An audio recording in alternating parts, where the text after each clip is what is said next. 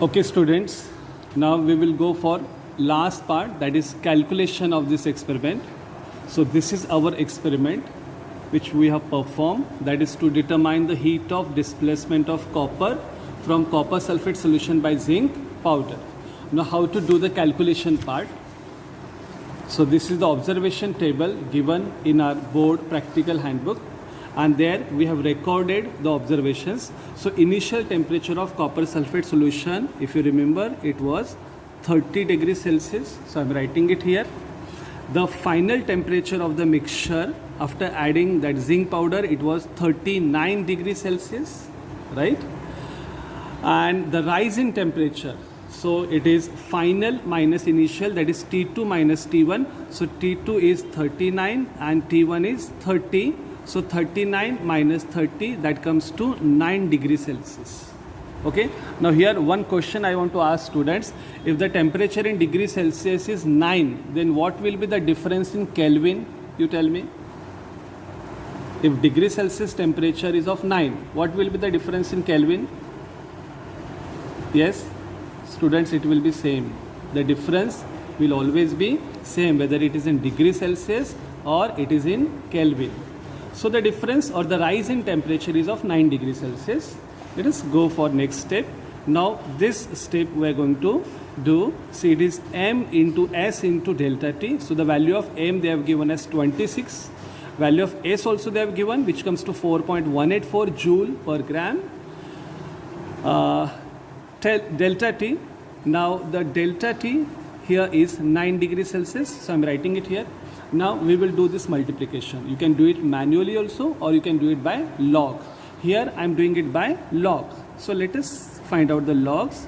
So the log of 26, if you see, it is 1.4150. Then plus log of 4.184. 4.184. So log of 4.184 is 0.6216, and then lastly log of 9. So log of 9 is 0.9542. Okay, so these are the logs. Now we will be adding this. So add all this. Okay, so if we add, this is 8, then 0,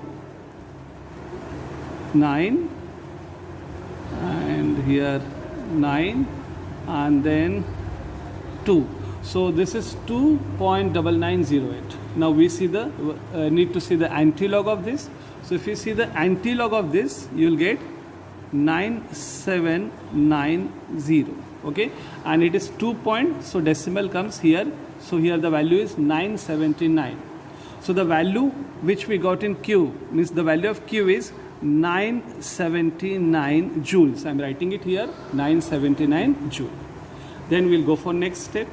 Here they have found this calculation, this value they have found by their own. Now we need to find out delta H. And how we will get delta H? This is Q divided by 5 into 10 raised to minus 3. And what value of Q we found? It is 979. So it is 979 divided by 5. You can do this manually also, or you can do it by log also. Again I am doing it by log. So the 979, if you see the log of this, okay, so we have got the anti-log of this. So you can directly, you will come to know, student, the log of this is 2.9908. Okay, and then divided by 5. So we need to see the log of 5, and log of 5 is 0.6990, and since it is a division, so we need to subtract it. Okay, so if you do this subtraction, you will get this as 8.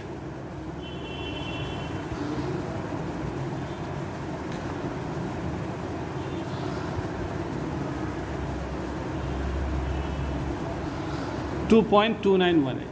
Then we need to see the antilog of this value, 2.298. So if you see the antilog of this, you will get it as 1958, and this 10 raised to minus 3, this is as it is. So if it goes up in the numerator, that comes to into 10 raised to 3. Okay, So this is 2 no, so this will be 195.8 into 10 raised to 3 joules. And if I want to write this in kilojoules, so instead of 10 raised to 3, I am writing kilo. So instead of this 10 raised to 3, there is a k, so I can write 195.8. This is the value of delta H.